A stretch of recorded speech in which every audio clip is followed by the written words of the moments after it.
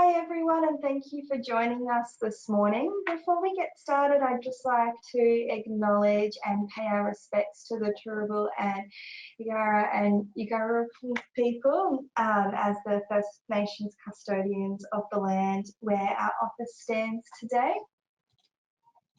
I'd like to welcome Bryony here this morning. She's going to be presenting our webinar to you all. We're very lucky to have Bryony from our civil team this morning. She's going to be speaking about how she can help your clients negotiate Centrelink and all the hurdles of trying to apply for Centrelink while meeting the work or study requirements or both, and doing all of this while living with an impairment and trying to get on to some Centrelink payments to help support people who are living with an impairment and may not necessarily be able to work or study full time. Thanks so much for having me here. I'd really love to be able to produce this kind of content. Thank you so much to everybody who's joining us today. It's really nice to be able to talk with all of you. So we've got a couple more housekeeping slides. All right. We'll skip through those quickly. Just letting everyone know that this session is recorded. So if you have colleagues who would also have liked to have joined but were unable to make it, they'll be able to access the recording afterwards. All right, and a reminder that we have our community legal education resources page, so you can find any publications that you need or upcoming webinars on our website. If you are having any technical difficulties, then GoToWebinar is the platform that we use, and they do have a customer support centre, so you are able to go online with them for help. If you'd like to download the handout now from the handout section, we're going to do around 40 minutes presentation and save time for questions at the end. So you are welcome to submit your questions as we go, but we will just be hanging on to those until we call for questions afterwards. And just a quick poll to get us started. We're just really interested to know where everybody is working this morning. If you're based in Southeast Queensland, Far North Queensland, if you work regionally, or if you are linking in from outside of Queensland. And I can see that we do have actually a good percentage of people linking in from outside of Queensland. So Bryony, can you please let everyone know, is the topic this morning purely for people who are in Queensland, or is it Australia-wide? It's Australia-wide because it's to do with Centrelink, which means that it's a federal area of law. So anybody in other states of Queensland, you can rely on this information in respect to clients that you're working with. We wouldn't be doing servicing for people who are outside of Queensland in the main, but you can check in with legal aid commissions in each state. And then there's also Economic Justice Australia. Their website has listings of community legal centres that have expertise in relation to social security Centrelink law. So you can use their website as a way to link with places outside of Queensland that could assist you or your clients in relation to Centrelink matters. Oh, that's fantastic. So that's Economics Australia. Economic Justice Australia. They used to be called the National Social Security Rights Network. So it's a collective of all of the community legal centres that either specifically and only do Centrelink matters or have a big element of Centrelink servicing in their service model. That's fantastic, Bryony. So anybody who is unable to find that website, we're more than happy to pass on a link. So just get in touch with us. And if at any point you have questions that you don't want to ask on camera this morning through the questions box, you can email us. So our email address is webinars@legalaid.qld.gov.au, and we can collate everything, and Bryony will be able to have a look through those, and then she can respond to anybody who has those extra questions afterwards. All right, let's close off the poll. We've got a good number from Southeast Queensland as well, and a few of you who are working in Far North Queensland and regionally. So thanks for sharing that information with us. And just while we're on questions, I'd just like to remind everybody that this webinar is aimed at community workers and health workers and education workers and anybody who has a client who's facing these Centrelink issues that we're discussing today. If anybody who is logged in and are coming from their personal situation, you would need to book in for advice. We won't be able to give advice during the session today, but we're more than happy to answer any general questions that can help workers.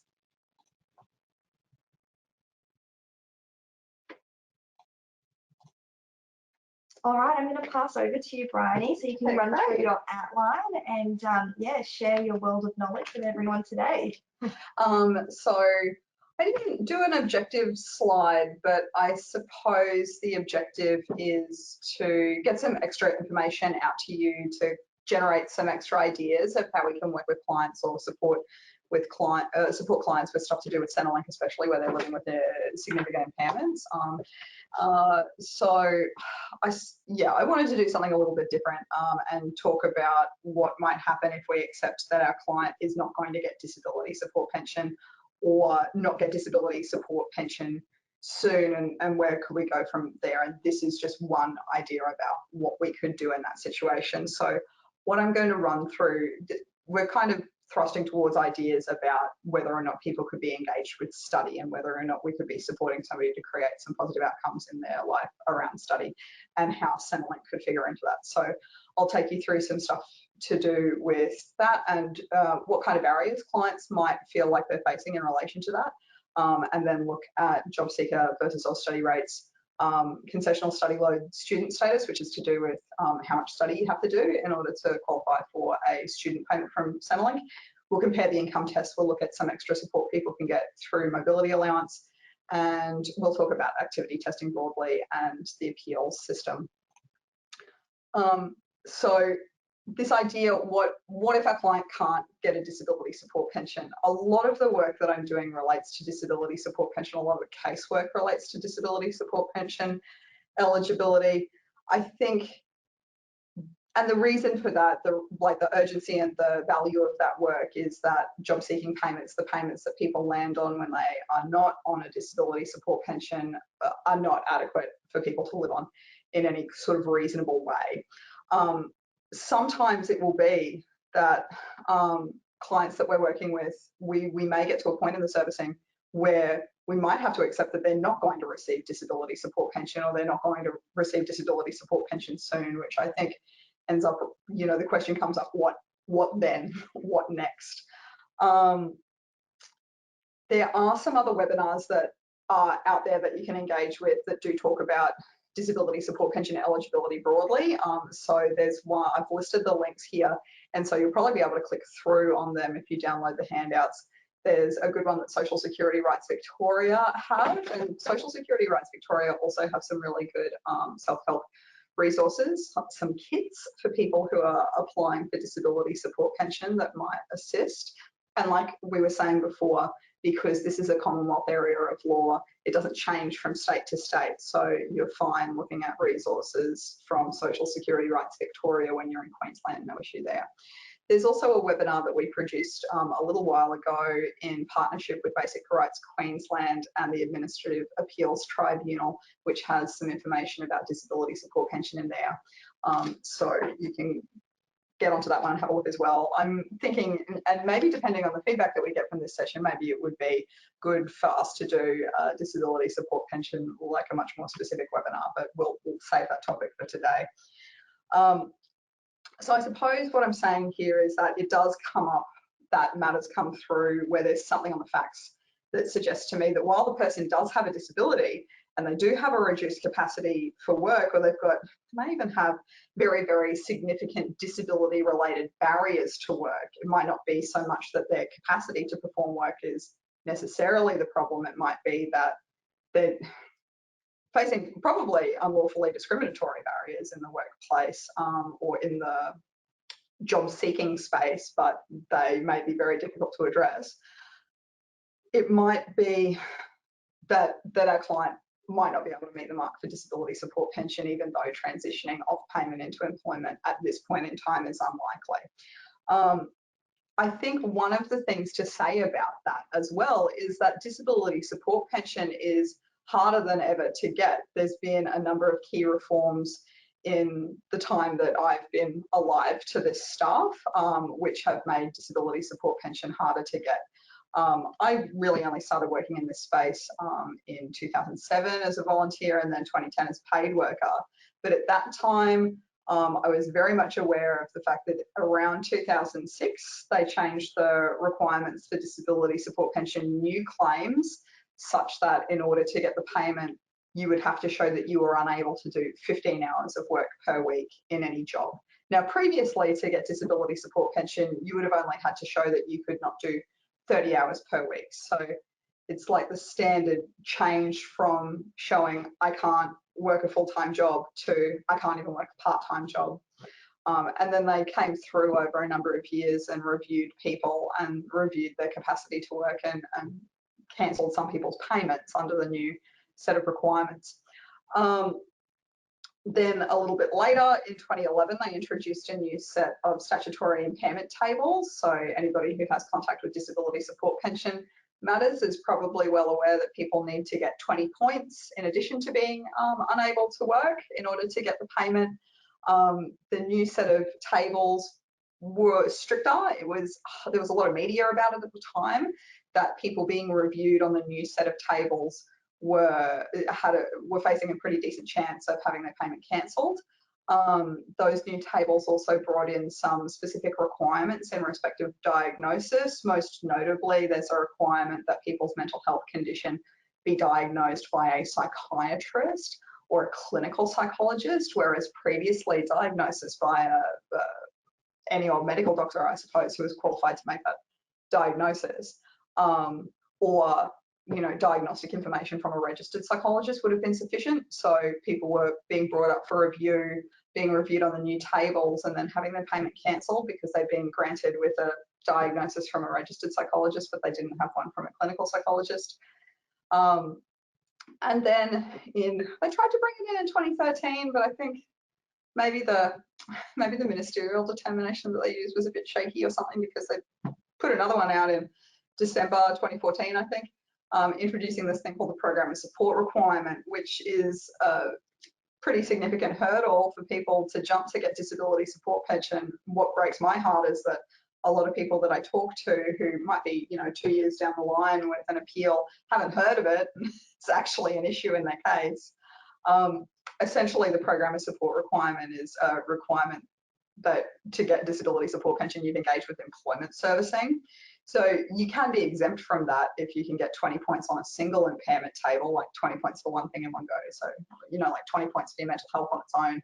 But if you were going to get 10 points for mental health and 10 points for spinal impairment to add together to form a total of 20 points, you'd have to meet the program of support requirement in addition to getting all of those points. So if somebody's running an appeal which is focused on whether they should get points at all or whether they've got enough points, they may well have never been told about this program of support requirement. It might be that it's just sitting there like a little time bomb waiting to be a problem in that case. So just quickly, I would say that ordinarily the way that a person would meet the program of support requirement would be in one of two ways. One way is to spend a total of 18 months in the 3 years before they make a claim for disability support pension going along to appointments with an employment service provider or a disability employment service, like the job seeking requirements associated with job seeker payment. The thing to note here is that periods of time that people spend on a medical certificate or exempt from going to those services don't count towards their 18 months. So people may have been handing in medical certificate after medical certificate because they're quite impaired, and then find out that for that reason they're not going to get disability support pension and they need to start going. Now, I would probably not want to have to go to one of these services for 18 months if I met all of the other requirements for disability support pension, so I'd probably be far more interested myself in meeting the program of support requirement by being with a service when I make my claim and providing evidence to Centrelink, really quite specific. And I've got a little questionnaire you can give to a doctor if anybody needs that, get in touch. need evidence that my impairments on their own prevent me from improving my capacity to prepare for, find, or keep a job by continuing to go along to job services. Now, I've included the link here for the ministerial determination, which which sets out the program of support requirement. It's drafted in the way that you would expect this kind of stuff to be drafted, but it's only 11 pages total, so it's reasonably easy to engage with. Section 7 is the program of support requirement itself, and then there's some stuff that defines it sitting around that. If anybody needs to talk about that, just get in touch. I think one of the things to say about all of this is that in as much as disability support pension has become much more difficult to obtain, there's a growing gap between job readiness and employability and eligibility for disability support pension. So it might have been previously that you could get disability support pension or you could work, and the gap in between that was reasonably small. But as disability support pension becomes harder to get, it's not as if work is easier to get or to keep when you have impairments, just because disability support pension is harder for you to get. And so it seems like the policy drivers here is this idea that you can make more people engage with the workforce by making disability support pension less easy to get. In reality, I think lots of people who work with people with impairments will know that that's not necessarily what's going on here, that there's a range of systemic barriers that make it difficult for people living with impairment to get and keep work. And so I suppose one of the things to talk about here in a practical sense is that the practical impact of these changes, in my experience, has been that people may spend a long time on job seeking payments, not able to establish that they meet the requirements for disability support pension. In that time, they're not receiving sufficient income to meet their needs.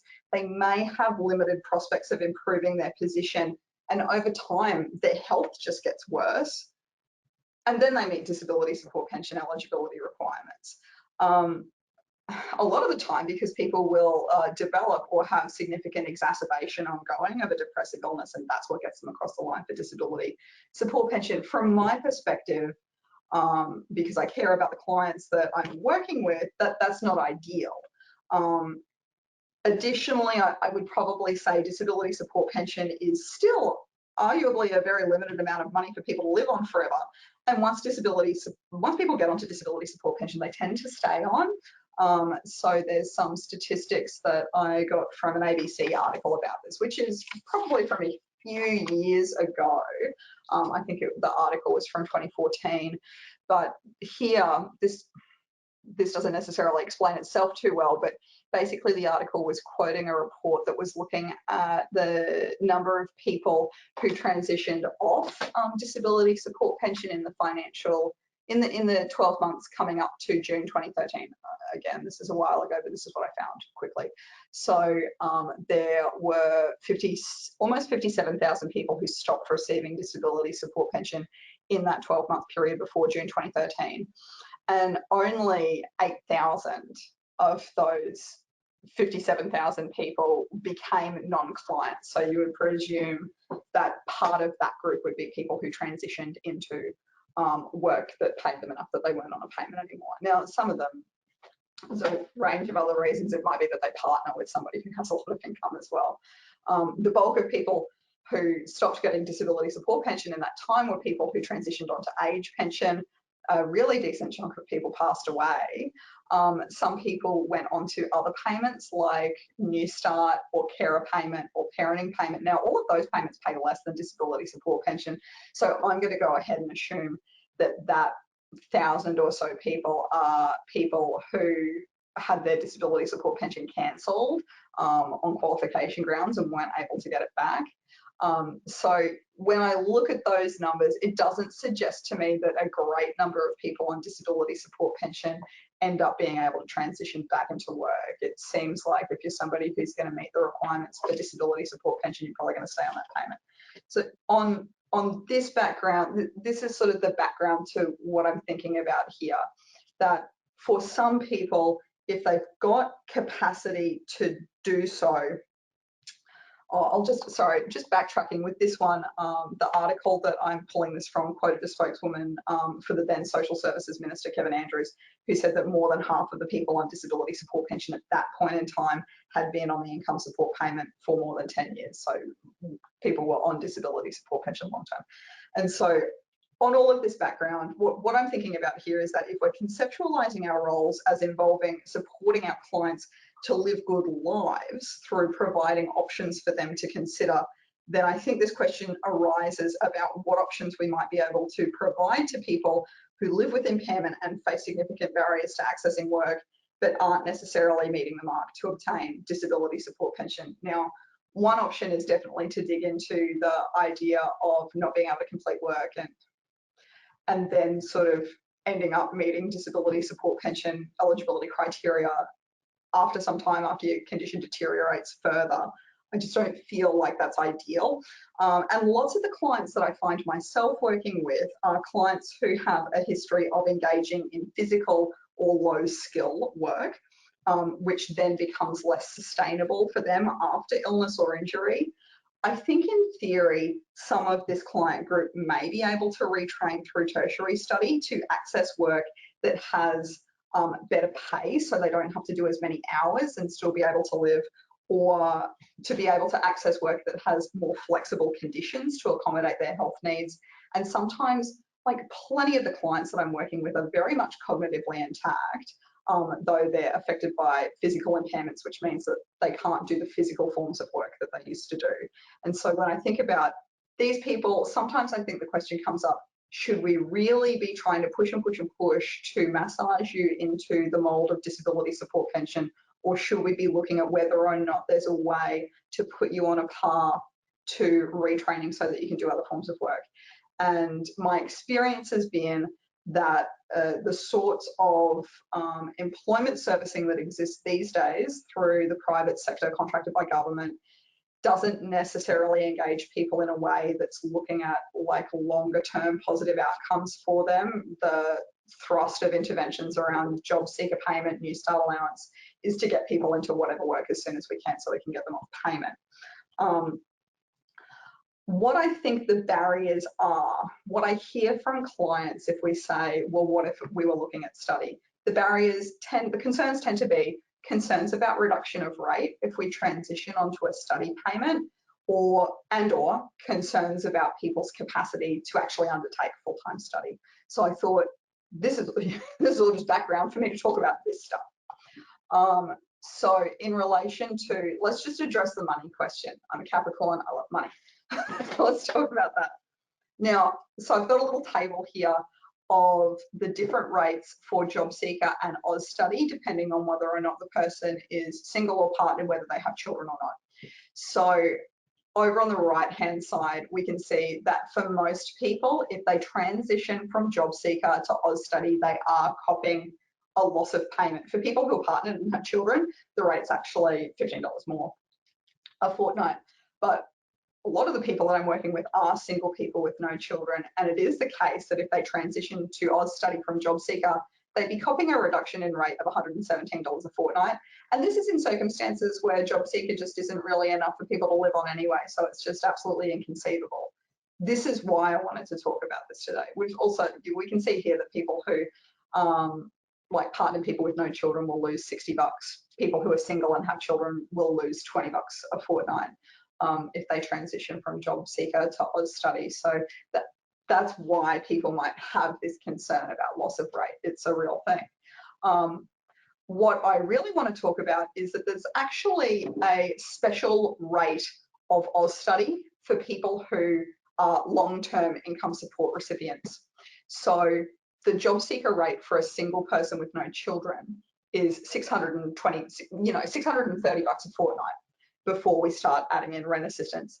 Austudy is at this special rate is $612 a fortnight. So you're only losing about $18 to transition from Jobseeker to Austudy.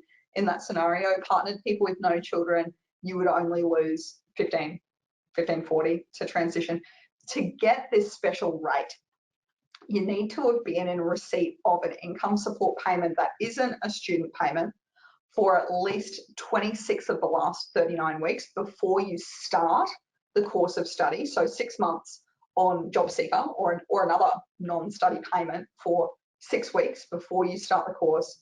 And for this rate, you also need to not have a dependent child. So this stuff is kind of weird and complicated, which is why I want to step you through it. So ordinarily, you want to transition from Jobseeker to Austudy, you're probably going to lose some of your rate.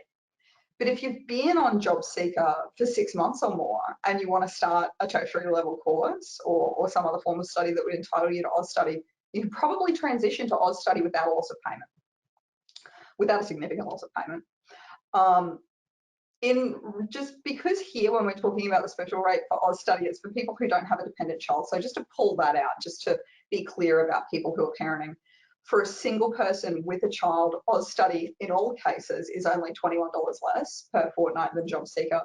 And for partnered people, Austudy is actually $15.40 more each fortnight than Jobseeker payment. Now, please don't ask me why, because I could not tell you. Sometimes there seems to be a method to the madness. Other times the differences in the rates are like the legacies of different ways of indexing payments at different times. So it can be quite chaotic. I think the takeaway here in relation to rates of payment is that people can transition from Austudy, from Jobseeker payment without substantial loss of rate. If the person doesn't have children, they probably want to sit on Jobseeker for at least 6 months, or some other payment. It's probably going to be Jobseeker. They probably want to sit on Jobseeker for at least 6 months so they can transition to Austudy, and the loss of rate would be less than $20 a fortnight. Single people with children lose $21 by transitioning to Austudy at any time, and partner people with children would actually get $15 a fortnight more on Austudy. Now, a lot of the time, if I do raise this with somebody that I'm working with, I think a very understandable concern from their perspective is that they might just not have capacity to do full-time study. And so here, I think it's relevant for us to talk about concessional study load students. If you're somebody who lives with an impairment, you can transition onto Austudy and ask to be taken to be a concessional study load student. Now, I've included the link to the relevant part of Centrelink's policy that talks about what this is and what the assessment requirements are for it, but I'll tell you a little bit about it. If you're accepted by Centrelink as a concessional study load student, you can meet the Austudy activity test by doing 25% of a full-time study load. Now, ordinarily, if you want to get Austudy, you would have to do 75% of a full-time study load. And I think for most people, because of the allowable time rules, if they're doing a study payment, they're probably just hitting the actual full-time study load. So here, if the client can get Centrelink to accept that they are a concessional study load student, they can get Austudy and only have to do 25% of a full-time study load. So if we're talking about tertiary level study, where a full-time study load in a course might be 4 subjects each semester, we're talking about somebody being able to meet the requirements to get Austudy by only doing 1 course each semester. Now, when you become a concessional study load student as well, you'll get at least twice the minimum period to complete the course. So if you could do 50% of the study load, no problem at all. You can also be approved to take up to 4 times the normal duration of the full-time course. So I think exploring these possibilities can be a good thing to look at if somebody has an impairment, which means that they could engage with some study, but not full-time. Could they do 1 course a semester? So, Bryony, when people are looking at this, do they need to apply for the concessional study load at the same time as their payment? I would say yes. I don't think Centrelink is going to make a determination that you're a concessional study load student unless you're actually on Austudy or making a claim for Austudy. You could talk to them about it ahead of time. I'm not sure, I think I would be quite reluctant to encourage somebody to rely on advice from a frontline worker at Centrelink about this particular topic because it's a little bit specialist. It is, and so at the same time as applying for Austudy and the concessional study load, if they can only do 25% of the study load, would they need to apply for the additional time to complete their course at the same time? I think what would happen is you would make a claim for Austudy. You would be asking Centrelink to accept that you're a concessional study load student, and a lot of the time, once you're granted Austudy or any other student payment like youth allowance student, Centrelink are going to communicate with you at the time of your grant or at other times what your allowable time is to complete the course.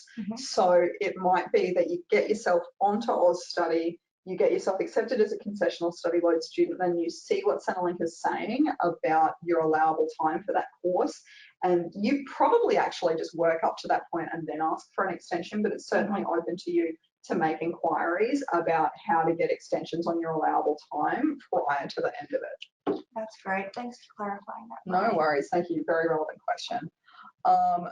Now, here I've just whacked the whole thing about how you would establish that you should be a concessional study load student onto the slide.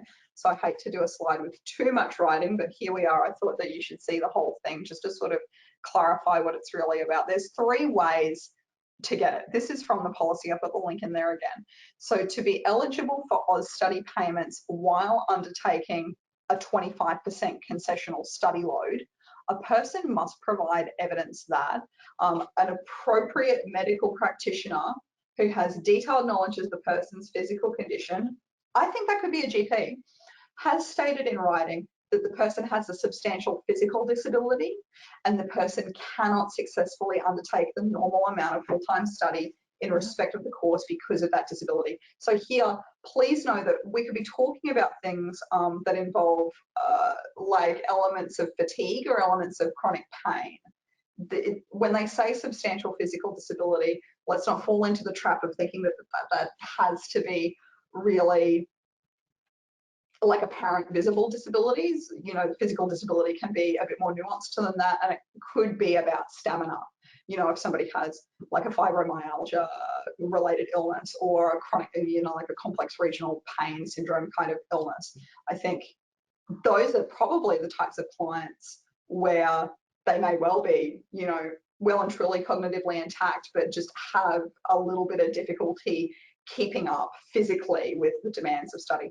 Now, alternatively, if we're talking about a mental health impairment, one thing to note here is that it needs to be a psychiatrist by the sounds. It says a medical practitioner specialising in psychiatry has stated in writing that the person has a substantial psychiatric disability and the person cannot successfully undertake the normal amount of full-time study in respect of the course because of the disability. Now, I acknowledge here that accessing psychiatry services is quite costly and that cost and health system related barriers can be a barrier to clients engaging with psychiatrists.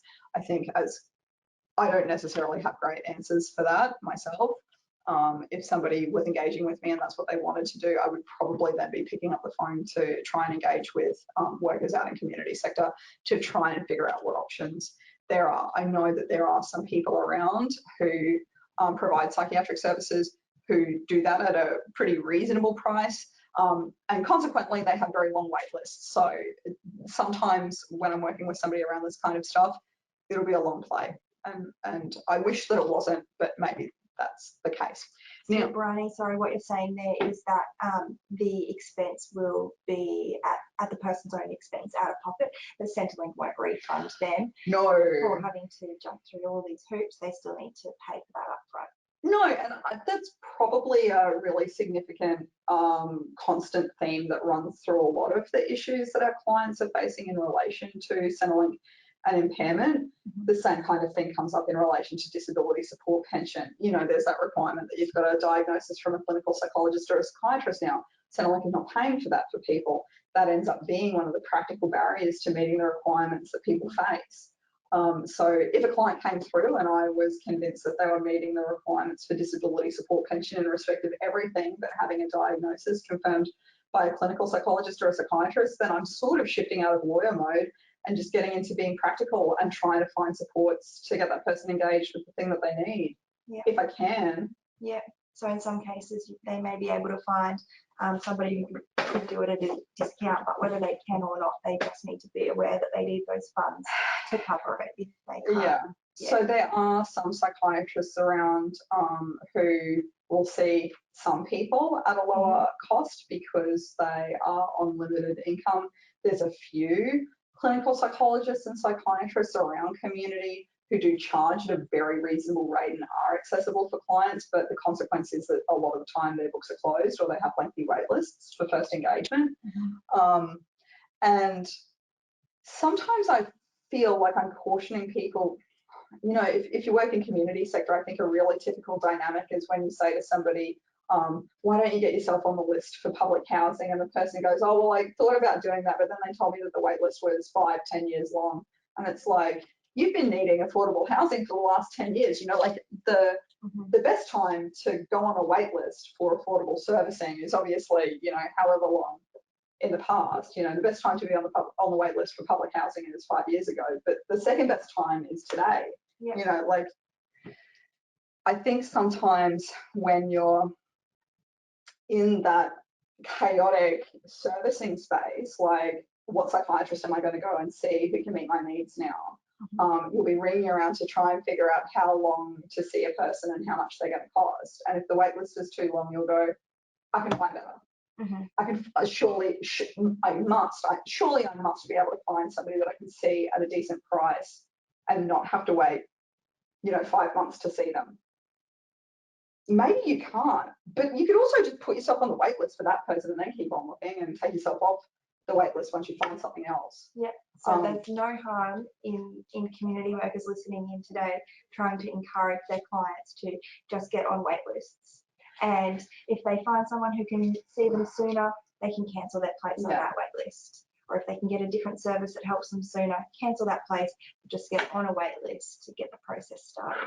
So much of the stuff that we're supporting people in relation to is incredibly imperfect, to say the least. And I don't think I would be able to survive in this kind of servicing if I had to. I like to get pretty practical about it. You know, if the best that we can get is waiting 5 months to see somebody, then that's still better than doing nothing. When it, like, on a systems level, I don't think that's sufficient. But when it comes to working with an individual, if that's the best that we can get, I still want that for that person. If it's better than what we have right now. Definitely. So all of that to say that I do acknowledge that getting this kind of documentation from a psychiatrist does involve cost for clients, which might be difficult for them to meet, and may take them some time. The third one, which I think is probably less relevant, I'm not sure, if a psychologist who's registered with the board established under the law of the state or territory that registers psychologists, so it sounds like a registered psychologist would be able to provide this documentation. If that person is verifying in writing that the person is intellectually disabled and cannot successfully undertake the normal amount of full-time study in respect of the course because of that disability, then that person could be a concessional study load student. Now, I'm going to go ahead and assume, though, that if somebody can get written verification that they're intellectually disabled, they can probably get disability support pension. And if they're on disability support pension, they can also just do some study if that's accessible for them off their own steam. So I wouldn't be suggesting that that person becomes a concessional study load student and gets Austudy anyway, because I would want them to get more money on disability support pension. So that's concessional study load student. Now, one of the things I think I wanted to, you know, some clients that we're working with will have capacity to do a little bit of work, but not full-time work. And I think there's a broader question of what will life look like right now if I'm somebody with an impairment who can manage 5-10 hours of work per week, if I can pick up something that suits me along those lines. If I'm on Jobseeker payment, they're probably going to have me pegged as having a capacity to work 15 to 22 hours within 2 years. I might not agree with that. I might think that that's a bit much for me, but they're probably going to have me assessed along those lines.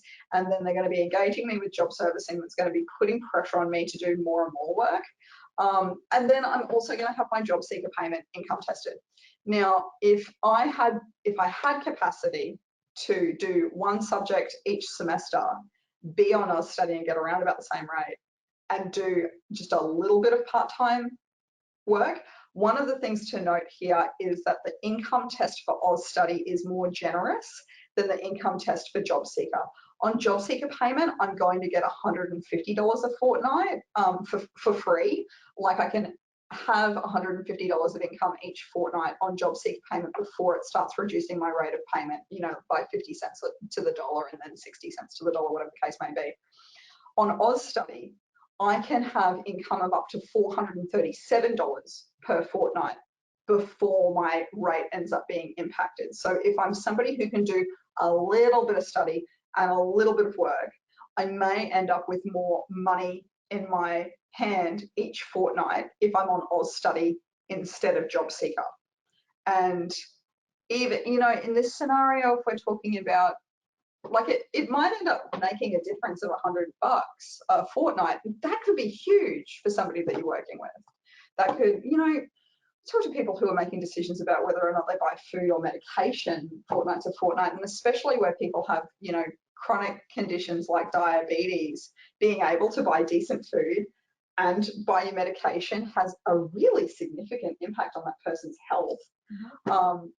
Which is why I had that social determinants of health slide up earlier, that the more money people have and the less stress they have and the better food they can eat and the more easily they can access health services, the better their life is going to be.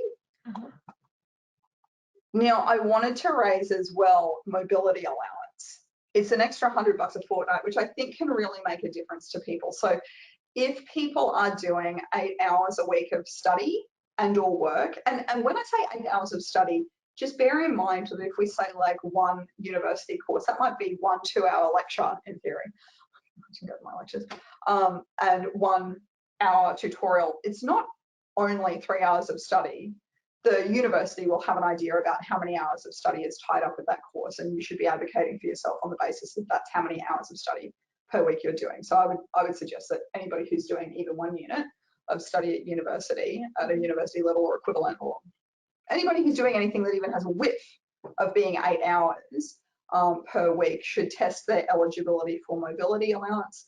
Now, you can get mobility allowance if you do 8 hours of study and or work each fortnight and you have impairments which would affect your ability to use public transport without assistance. Now here, it doesn't matter if you use public transport, it doesn't matter if there's public transport near you. What matters is whether or not you have an impairment which would, at least in theory, make it difficult for you to use public transport. And when we're talking about that question as well, we're not just talking about physical impairments, we're also potentially talking about cognitive impairments, mental health impairments as well. That payment is also available to people who have that kind of an impairment, who are on Jobseeker payment, New Start formerly New Start allowance, and are going to appointments with an employment service provider or a disability employment service. It's easier and faster to get the disability support pension. So many of the things that I'm talking about today, concessional study load status, mobility allowance, they're not as politicized as disability support pension. So I think on average, they're subject to a little less scrutiny. The medical criteria are different for all of these different things. Even, you know, like you can have clients who have somebody who's providing care to them who gets carer payment and care allowance, but the client's still not entitled to disability support pension because the definitions for medical eligibility for all of these things are different. So the requirements for mobility allowance in terms of impairment is different, it's more relaxed. You don't even need to engage with, you don't need to worry about any gatekeeping at the front line because you can just download the forms.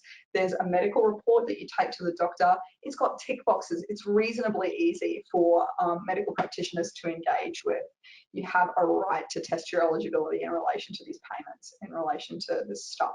And like, if Centrelink can say no, and then we can work from there if that's what somebody wants to do. Now, one of the other benefits to transitioning across to Austudy, doing part-time study from my perspective in terms of the interests of clients, relates to activity testing. Sometimes clients are saying to me, it's not so much the money, it's the constant pressure from Centrelink to go to these services and the pressure from the services to seek work and to do work. Now, if you're on Jobseeker payment, the starting assumption is that you'll be going fortnightly to one of these services, you'll be signing and meeting the requirements of a job plan. All in all, there's just this sense that you need to do what they're telling you to do or they're going to suspend you. And there's a tension there because you're somebody who's saying, I don't really have capacity to work. I also don't trust employers to meet my needs. Now, the activity test for Austudy, with a concessional study load, is 25% of a full-time study load. So if you transition to Austudy, you don't have to go to this job servicing anymore. Now, if you want to have support around employment, you can voluntarily, if you're at a university, I know, you can voluntarily access supportive assistance in relation to job search and placement through university career services. I used my university career service. Engagement with my university career service is how I got the first interview that I ever got with Legal Aid. Did not get that job. I got the next job that I was for, but it was an incredible service. And that's not what I hear from people talking about employment service providers in the main. And also, university students can seek to work with disability and accessibility services within universities to ensure that they can access study through that institution. So I would say that the activity testing question is the other benefit in terms of transitioning to Austudy, so you can escape the pressure of that job seeker payment sort of activity testing space. I just want to shoehorn in some stuff about appealing Centrelink decisions. Centrelink, from my perspective, Centrelink doesn't help people. Centrelink administers the Social Security Act. So what they're doing is administering an act of parliament, which in the main is to do with granting or rejecting applications for payment. Most decisions that Centrelink makes, suspending your payment, saying that you can do a certain number of hours of work per week within 2 years, rejecting your disability support pension, paying you at a particular rate, saying that you're partnered. Most Centrelink decisions you can appeal. There's only a couple of decisions that Centrelink make that you can't appeal. You have a right to appeal. Appealing is free and it's certainly worthwhile. So here I've pulled out a table which is from the last Centrelink annual report. And so here they're talking about appeals up at the Administrative Appeals Tribunal. The first level, there's 2 levels to that tribunal, but at the first level we can see that they had 8,381 applicants in that particular financial year, and 2,028 decisions were changed. Now, because they've got some stuff there about, no, they don't, not in that one, but without getting into the nitty-gritty, like a quarter of people who made an application to that tribunal almost were able to get the decision changed. Like, that's huge. So I know that sometimes the nature of the power dynamics between clients and Centrelink are such that people may feel very demoralized or very discouraged. I wouldn't be taking advice about whether or not a decision is correct from Centrelink itself. I would be seeking independent advice. I would be encouraging people to appeal. In most cases, there's no prejudice. There's not a risk of things going worse as a result of appealing. But if there's any concern that there is, that person should seek advice and we can talk about it. Now, this I pulled out from the 2018-19 annual report that Centrelink put out. Is the last annual report where I could find a statistic about how often the internal reviews within Centrelink resulted in a change decision. And in the 2018-19 financial year, 31% of people who requested a review got the decision changed at the first level of review with Centrelink. Now, that can include things like, oh, I have a $10,000 debt and I want it waived, and then they only waive $5,000. Like, it might not represent a change to everything that the client wanted, but you get some movement. This is really just me trying to demonstrate that there's a point to appealing, that you can get them to change the decision. Now, I just wanted to very quickly say that when we request reviews from Centrelink, there's 3 levels of review that we go through. You start off with the authorised review officer within Centrelink, then you go up to the Social Services and Child Support Division of the Administrative Appeals Tribunal, and then you go up to the General Division of the Administrative Appeals Tribunal. This is assuming that you don't get what you want earlier. There are some time limits if the matter that you're running, if the appeal is to do with back pay. Lots of them aren't to do with back pay. So if you've got a debt, no time limit to request a review from an authorised review officer in respect of a debt. No time limit to request a review from the Social Services and Child Support Division of the Administrative Appeals Tribunal in respect of the debt. You can appeal stuff out of time limit with the authorised review officer and the Social Services and Child Support Division of the Tribunal. You just might not get all of your back pay. But again, like, people should probably just get advice, because there's some ins and outs to this stuff. Up at the General Division of the Administrative Appeals Tribunal, everybody needs to lodge their appeal within 28 days of the decision that they got from the Social Services and Child Support Division. But you can request an extension of time. It's reasonably easy to request these reviews as well. Requesting a review from an authorised review officer, you can do that verbally, in person or over the phone. You can do it in writing if you want, but if doing it verbally is what's going to work for you, do that. Lodging with the Social Services and Child Support Division of the Administrative Appeals Tribunal, you can do that over the phone. They don't have a significant hold time, so that's pretty user-friendly from my perspective. With the General Division, you've got to do it online or with the paper form. If somebody's got significant barriers to that, like if they don't speak English, if they're not literate, I'll just lodge that bloody review for them. I don't care. Now, people can access advice servicing. Your clients, individuals in the community, can self-refer to any of these services. Townsville Community Law, I'd say you probably need to be in Far North Queensland. Basic Rights Queensland will do whole of state, and Legal Aid Queensland as well. People can self-refer there. Now, Legal Aid Queensland will do advice for people who are in Northern New South Wales as well because of the forum test. So with the Legal Aid Commissions, we're not looking at where the person lives so much as what state is the registry that their proceeding is running out of located. So people who live in Northern New South Wales, their Centrelink matters still run through the Brisbane registry of the Administrative Appeals Tribunal, which means that I can still service those people. So I can do anybody in Queensland or Northern New South Wales. People can book to speak with me by calling 1300 65 1188. People in Queensland can also contact Basic Rights Queensland. They're a community legal centre that specialises in social security law, and that's their phone number there, 3847 5532. There is a 1-800 number online, but I know that number off the top of my head because I used to work there, so I put that in there because I'm very lazy. And Townsville Community Law, I put their phone number up as well. That may be good if people are really wanting to be engaging with the service that's up in Far North Queensland, which I know some people will want a more kind of geographically closer service. And Bryony, can you please remind us again for the people who are outside of Queensland, but in Australia, what is that website? Economic Justice Australia. Economic Justice Australia. And we can email that around, right? We can. Economic Justice Australia. They do systemic advocacy as well, which I think is why they're motivated to have a name as cool as Economic Justice Australia. If you Google Economic Justice Australia, you'll be able to find them, but their URL is ejaustralia.org.au, and on their front page, you'll land on it. It says find legal help in your area, and then it provides you with listings state by state of community legal centres that specialise in social security law. So all of that servicing is free. Thanks for that, Bryony. Question time. All right.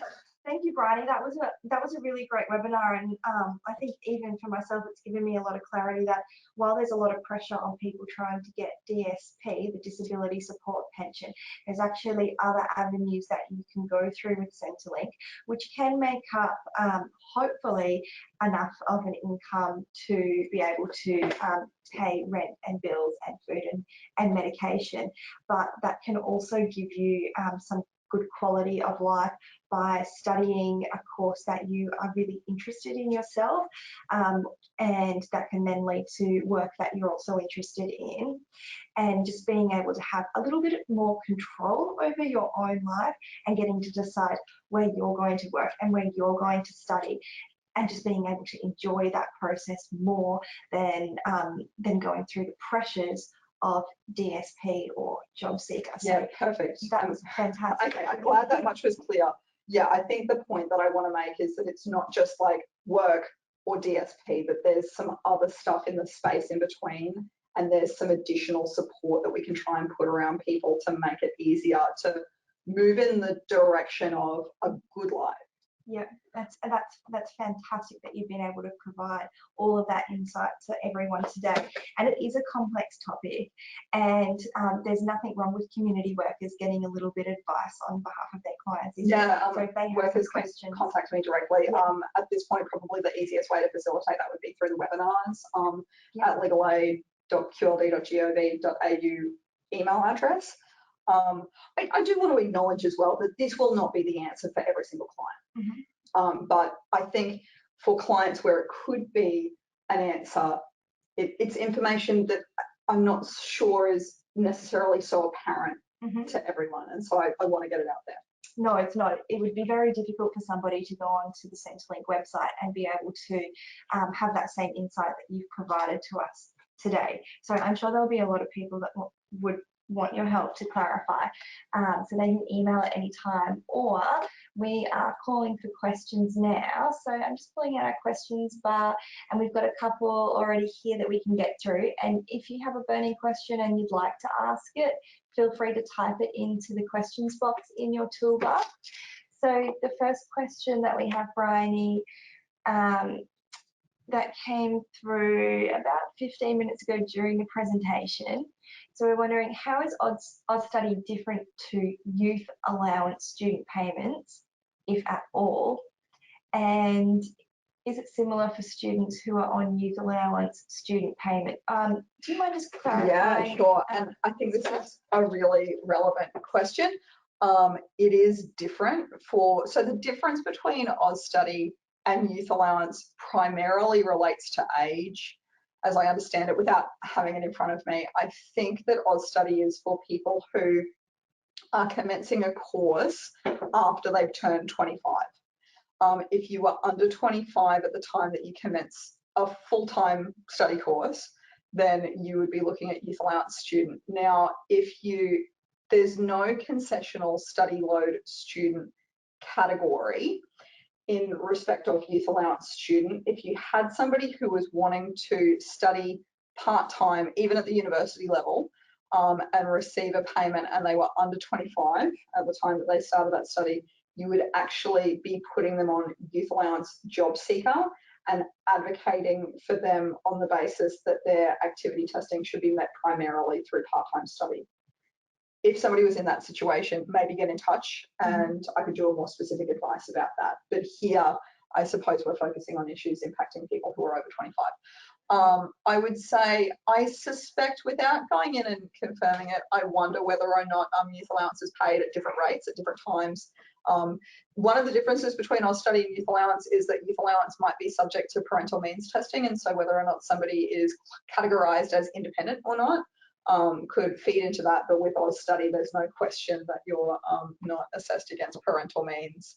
Okay, great.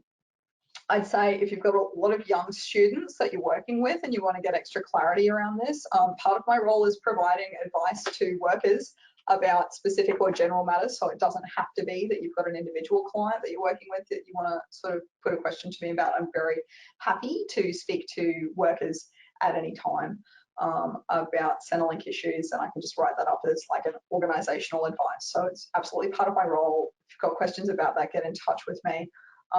But yeah, if you're working with younger students, this topic may not be quite as relevant. With younger students, you can totally look at mobility allowance for sure to supplement some of the income, but there might be slightly different challenges in terms of advocacy to get their needs met in relation to study. Thanks, Bryony. It sounds like I won't say a name on here, but the person who asked the question, if you'd like to get in touch with Bryony, just use the webinar email address so we can send that around again.